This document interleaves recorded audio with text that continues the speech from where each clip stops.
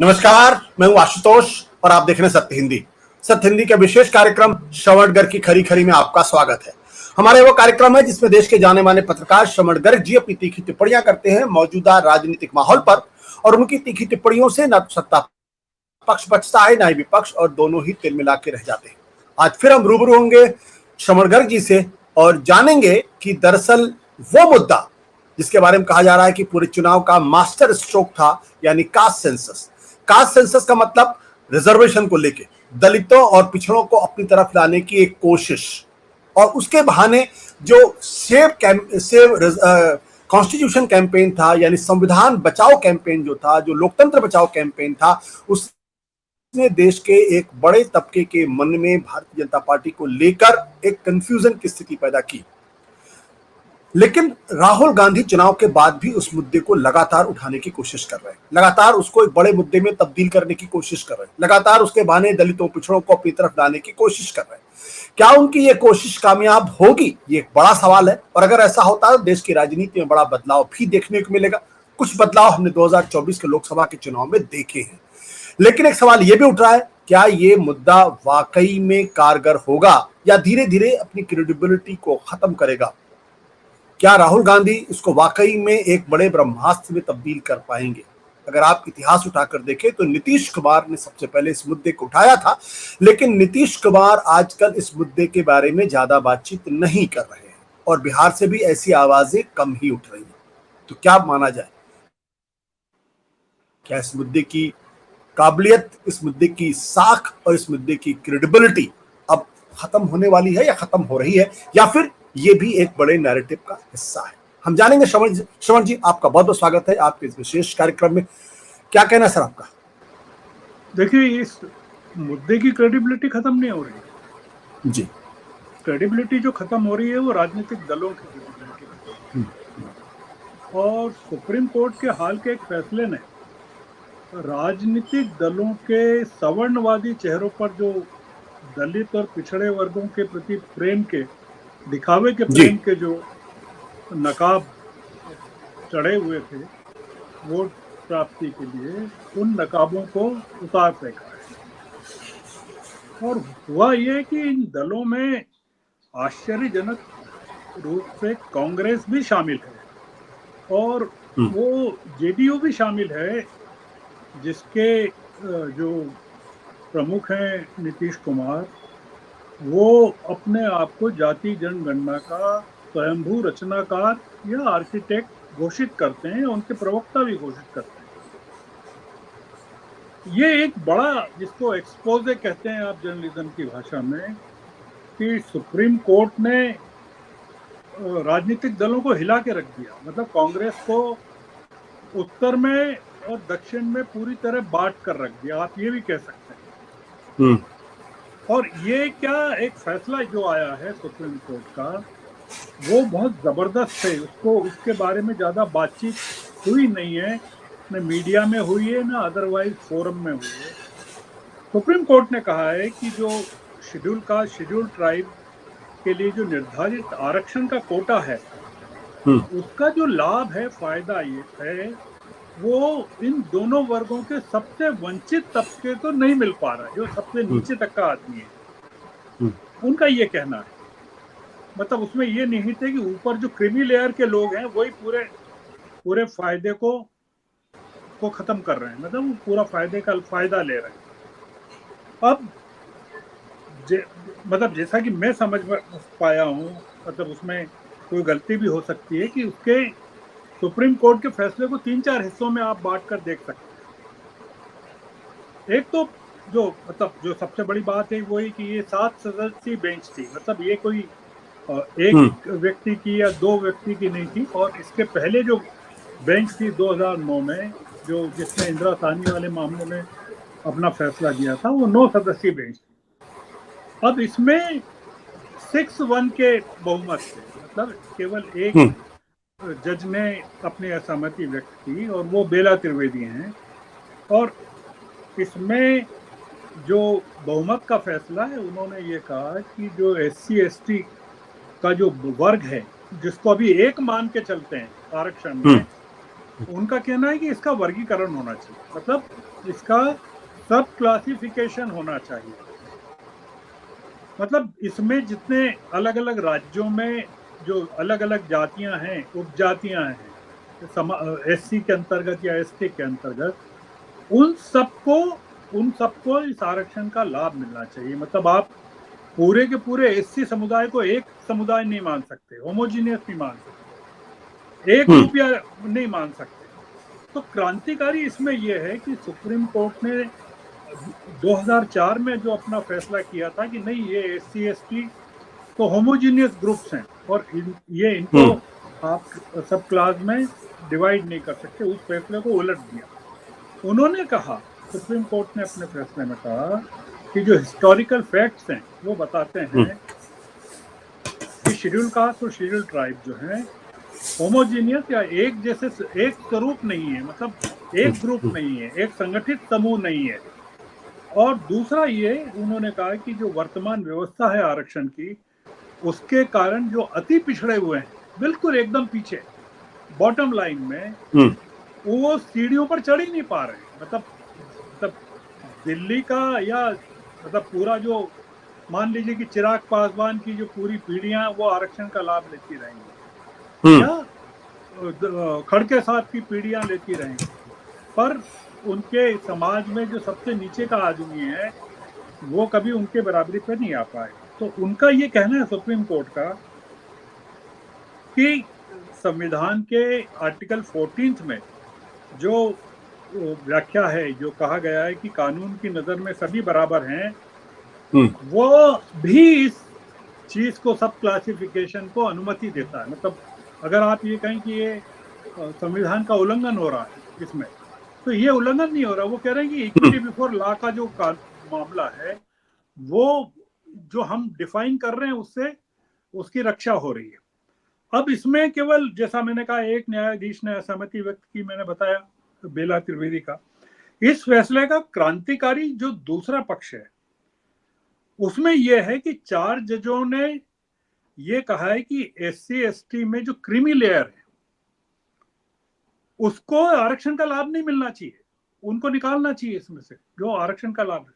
मतलब ये कह रहे हैं कि जो आपने ओबीसी में किया, क्रीमी लेयर खड़ी की, कि जो सक्षम है इस वर्ग में, उनको उनको आरक्षण का क्यों लाभ मिलना चाहिए। मतलब ये कि चिराग पासवान अगर चुनाव लड़ रहे हैं एससी एसटी कोटे से, एससी कोटे से, या उनके बच्चे एजुकेशनल इंस्टीट्यूशन में हैं, या खड़के जी के परिवार में लाभ मिल रहा है, तो वो ये कह रहे हैं कि इस क्रीमी लेयर को समाप्त करना चाहिए। मतलब आरक्षण का जो लाभ है वो क्रीमी लेयर को नहीं मिलना चाहिए।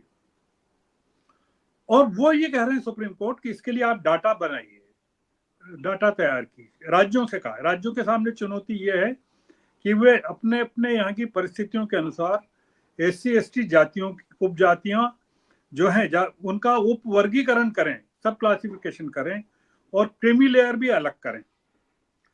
अब मेरा ये पूछना है कि जब राहुल गांधी कहते हैं या नीतीश कुमार कहते हैं कि जिसकी जितनी आबादी उसकी उतनी भागीदारी, ये नारा लगाते हैं, और जाति जनगणना की भी बात करते हैं, राहुल गांधी और कांग्रेस करती है और जेडीयू भी करती है, सभी करते हैं, तेजस्वी भी करते हैं। अब आप बताइए कि मोटे तौर पर अगर चलें, मोटे तौर का कह रहा हूं मैं, ब्रॉडली स्पीकिंग, कांग्रेस ने सुप्रीम कोर्ट के फैसले का न तो समर्थन किया न विरोध किया। दिल्ली में जो अंडरस्टैंडिंग है वो ये कि हम अभी इसके बारे में कमेटी बनाकर अध्ययन कर रहे हैं या इस पर वो कर रहे हैं। अगर आप तेलंगाना चले जाएं, आंध्र चले जाएं, कर्नाटक चले जाएं, मतलब रेवंत रेड्डी से पूछें, आंध्र में पूछें, जगन से पूछें, तेलुगु देशम से पूछें, सिद्धारमैया से पूछें, सबने इनको सुप्रीम कोर्ट के फैसले को क्रांतिकारी बताया है। और बिहार में अगर कांग्रेस से पूछें तो वो बंद में शामिल थी कल इस फैसले के विरोध में। झारखंड में अगर पूछें तो वो इस बंद के विरोध, बंद जो बंद हुआ इस फैसले के विरोध में, उसमें शामिल थी। एनडीए अलाइज में तेलुगु देशम सुप्रीम कोर्ट के फैसले का समर्थन कर रहा है। और चिराग पासवान विरोध कर रहे हैं, सड़कों पर विरोध कर रहे हैं। एनडीए में झारखंड मुक्ति मोर्चा जो है विरोध कर रहा है तो सुप्रीम कोर्ट के फैसले का, वो बंद के साथ। मायावती भी विरोध कर रही है। तो ये जो एक चीज एक्सपोज हो रही है कि साउथ के जितने, मतलब जिसको कहते हैं ना नॉर्थ साउथ डिवाइड, कि कांग्रेस में एक तबका विरोध कर रहा है, एक तबका समर्थन कर रहा है, और कांग्रेस का जो आला कमान है वो न समर्थन कर पा रहा है न विरोध कर पा रहा है। और दूसरा ये कि ये जो बंद के समर्थक हैं वो कह रहे हैं कि ये जो कॉन्स्टिट्यूशनल राइट्स के खिलाफ है, जो दलितों का जो कॉन्स्टिट्यूशनल राइट है उसके खिलाफ है, और वो कह रहे हैं कि एक नया लॉ बनाना चाहिए और उस नए लॉ में रिजर्वेशन को सुरक्षित रखना चाहिए और उसको 9th शेड्यूल में प्रोटेक्शन मिलना चाहिए। प्रधानमंत्री ने आश्वस्त कर दिया कि ये जो सुप्रीम कोर्ट का फैसला है ये, इस पर हम कोई कार्रवाई नहीं करेंगे और जो आरक्षण की व्यवस्था है वो पूर्ववत जारी रहेगी। हम इसको क्या समझें? मतलब ये जो पूरा मामला ये है कि जो जो सुप्रीम कोर्ट ने कहा अपने फैसले में, वो एक तरह से जाति जनगणना ही है। वो मैं जो समझ पाया हूँ वो जाति जनगणना इस मामले में है कि वो कह रहे हैं कि आप सब जो सब उप जातियां हैं उसका क्लासिफिकेशन कीजिए और आरक्षण का लाभ नीचे तक पहुंचाइए एजुकेशन में और सरकारी नौकरियों में, और जो क्रीमी लेयर है उसको इससे लाभ से वंचित कीजिए। तो क्या ये राहुल गांधी जो चाहते हैं उसके खिलाफ है, या राहुल गांधी जिस उद्देश्य के लिए जाति जनगणना करवाना चाहते हैं उसके खिलाफ है? नीतीश कुमार तो पूरी तरह से मौन हो गए हैं जाति जनगणना के मामले में। वो जो उन्होंने आरक्षण को 50 से 65% किया था उसको हाई कोर्ट ने वापस पीछे ला दिया, तो उसके खिलाफ न तो उनकी आवाज निकल रही है न उसके खिलाफ कोई सुप्रीम कोर्ट में या उच्च न्यायालयों में उसको लेकर गए हों। तो मुझे जानकारी नहीं, हो सकता है गए हों, पर मैं कुल मिलाकर ये बता रहा हूं कि क्या जो ये जो विरोधी हैं इसके सुप्रीम कोर्ट के फैसले के जो विरोधी हैं वो जो कह रहे हैं कि इससे एससी एसटी वर्गों के विभाजन को खतरा है, दलित आपस में बढ़ जाएंगे। तो दलित आपस में बढ़ जाएंगे कि वो जो ऊपर के लोगों का जो नेतृत्व है, आप देखिए कि जो ये सुप्रीम कोर्ट ने जिन लोगों के पक्ष में आवाज उठाई इस पूरे मामले में, वो बेचारे तो बंद का विरोध कर ही नहीं सके और समर्थन में आ ही नहीं सके सुप्रीम कोर्ट के, इसलिए कि वो जो एससी एसटी में सबसे नीचे के लोग हैं उनका कोई नेता नहीं है, उनकी कोई भागीदारी नहीं है, उनका कोई रिप्रेजेंटेशन नहीं है। तो मैं पूछना चाहता हूँ, राहुल गांधी से पूछना चाहता हूँ कि आप सुप्रीम कोर्ट के फैसले का स्वागत क्यों नहीं करते? और क्या आपको डर है कि ये जो आपकी पार्टी में जो दलित नेता हैं, जो मतलब एक तरह से सवर्ण हो गए हैं, चेहरा दलित है पर हैं सवर्ण, आपको क्या उनसे खतरा है? मतलब क्या किस चीज से खतरा है? मतलब मैं मोदी जी का डर तो समझ सकता हूं कि वो आरएसएस और बीजेपी तो आरक्षण के ही खिलाफ है। तो ये जो चीज है जो सुप्रीम कोर्ट ने कहा है ये तो आरक्षण को नीचे के बॉटम लेवल तक पहुंचा रहा है, तो ये तो बीजेपी और आरएसएस के पूरी तरह से खिलाफ है उनकी आइडियोलॉजी के। पर ये क्यों तेजस्वी यादव क्यों सुप्रीम कोर्ट के फैसले का विरोध कर रहे हैं? नीतीश कुमार क्यों चुप हैं? झारखंड मुक्ति मोर्चा क्यों विरोध कर रहा है? कांग्रेस क्यों नहीं खुल के खड़ी हो रही है, जैसा सिद्धारमैया खड़े हैं या रेवंत रेड्डी खड़े हैं या साउथ में सारे के सारे दल खड़े हैं? लेफ्ट पार्टीज क्यों विरोध कर रही है सुप्रीम कोर्ट के फैसले? ये जो कुल मिलाकर नक्शेल में ये है आशुतोष जी, ये एक फैसला ऐसा आया है जिसमें हमारी सोसाइटी में जो सबसे नीचे का तबका है एससी एसटी में, जो सबसे वंचित है, जो मलमूत्र साफ कर रहा है, जो जानवरों की चमड़ियां निकाल रहा है, जो जिस जिस दलित को पेड़ों से बांधकर पिटाई हो रही है, मारा जा रहा है, अपमानित किया जा रहा है, उस दलित को घोड़े पे बैठने से ये जो इनके दलितों के नेता हैं वो भी नहीं देखना चाहते, सवर्ण तो देखना ही नहीं चाहते।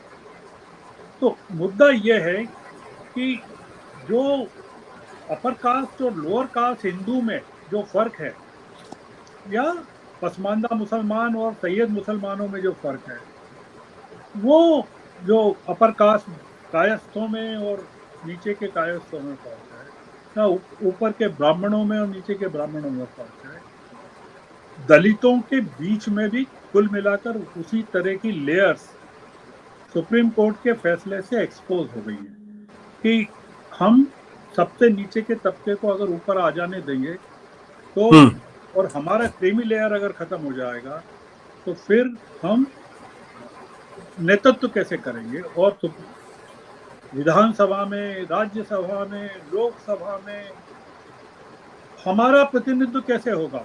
हम बरसों तक कैसे ये राज्यसभा की, लोकसभा की, विधानसभाओं की, विधान परिषदों की सदस्यता केवल इस नाते प्राप्त कर सकेंगे कि हम पिछड़े वर्ग का प्रतिनिधित्व करते हैं। तो वो जो गरीब आदमी सबसे नीचे बैठा हुआ है, उसको कहीं मौका नहीं मिलने वाला है, न नौकरियों में मिलेगा, न पढ़ाई में मिलेगा, और न समाज का प्रतिनिधित्व करने में मिलेगा। तो मैं कुल मिलाकर ये जो बंद ने एक्सपोज किया कि एक ही पार्टी के साउथ के लोग सुप्रीम कोर्ट का स्वागत कर रहे हैं, कांग्रेस के भी लोग जो सुप्रीम कोर्ट, और बिहार में, झारखंड में, उत्तर प्रदेश में विरोध कर रहे हैं।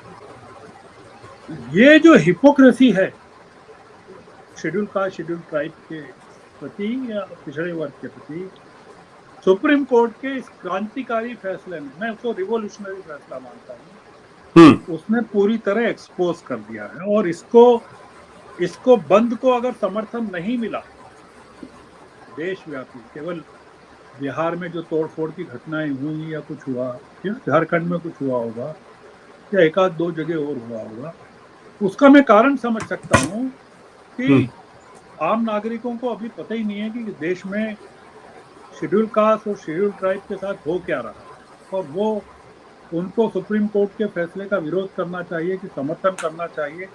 जो आम सवर्ण है उसको तो कोई चिंता ही नहीं है, वैसे भी चिंता नहीं है, और सुप्रीम कोर्ट के बाद तो बिल्कुल भी नहीं चिंता है, वो अपना निश्चिंत है कि उसको वो सब तरह से वो सुरक्षित है, और सत्तारूढ़ दल जो है उसके हितों की पूरी तरह से परवाह कर रहा है। तो आज का जो विचार है आशुतोष जी, अपने दर्शकों के लिए एक नया विचार है ये, क्योंकि ये सुप्रीम कोर्ट की जो बात है बहुत ज्यादा बहस में नहीं आई है तो बहुत ही मार्जिनली आई है, टोकन जिसको कहते हैं, टोकन जेस्चर जैसी। तो मैंने सोचा कि इसको नागरिकों के विचारार्थ डालना चाहिए और अपने नेताओं के पाखंड को थोड़ा सा एक्सपोज करना चाहिए। बस आज की चर्चा में इतना। Thank you. Thank you sir, thank you, thank you, thank you, thank you, thank you.